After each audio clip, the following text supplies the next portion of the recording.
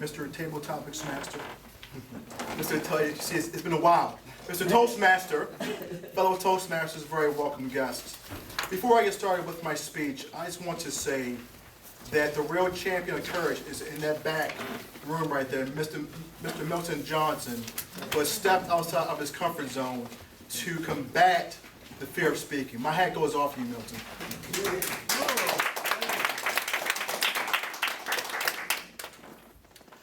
A serious threat of email has cost many unsuspecting individuals pain and financial hardship of email. I'm talking about phishing. The purpose of this speech is to inform you of the pitfalls of phishing emails, to educate you on things to look for, and also give you an example of what phishing is. I'll use the analogy. I hated fishing when I was younger. I didn't like to bait the hook. I always got stuck in my finger. We tossed out the reel. I tossed the reel out in the water. Not the line, but the whole thing just went out there. And my father said, "What are you doing? That's an expensive reel. Get it back." "I can't swim, Dad." Phishing of email perspective is one of the same consequence.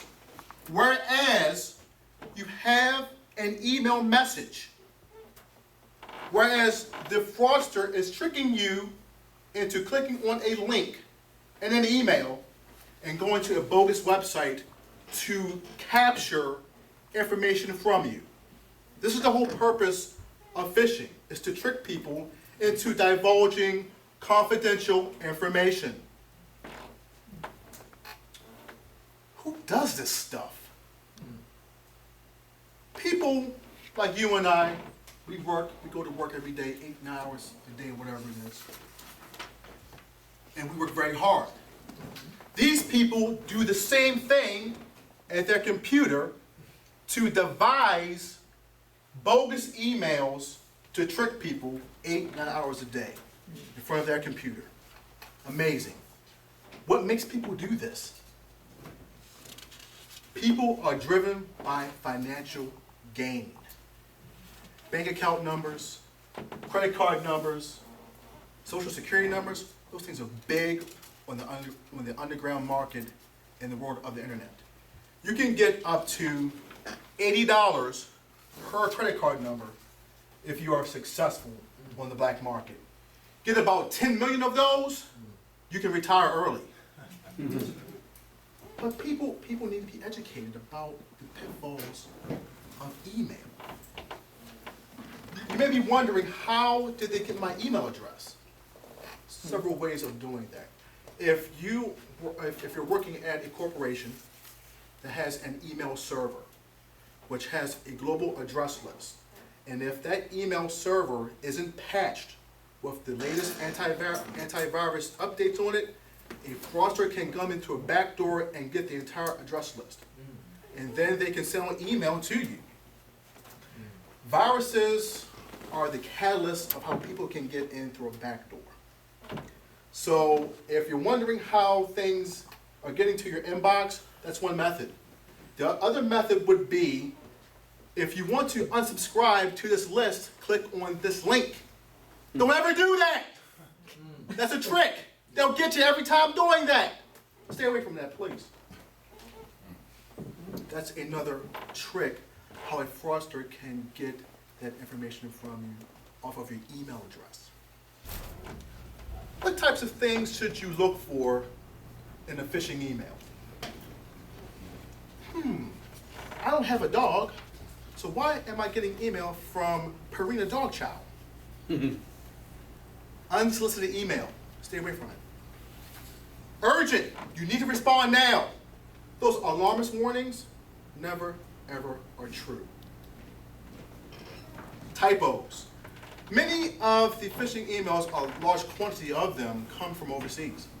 So if you see things that are misspelled of the English language, that will be the case. Address to customer. A legitimate business knows your name, not customer. Verify your account. Another dead giveaway. If you have a link in an email, It's also a day giveaway as well. Now, on the next to the last page in your handout, I wanted to point out a specific example of what phishing is. If you could please turn that with me. I received this email from PayPal in 2008. And at that time, I did not have a PayPal account. So I knew off the bat it was bogus. Anyway, just to humor them, I read the email. As part of our security measures, we regularly screen activity in the PayPal system. During a recent screening, we noticed an issue regarding your account. Okay. For your protection, we have limited access to your account until additional security measures can be completed. We apologize for any inconvenience this may have caused you. Please update and verify your information by checking the link below. If you can't open it, just copy and paste the secure link into the browser. Now look at the link. Look at the link. What is that? I see somebody named Carlos in there.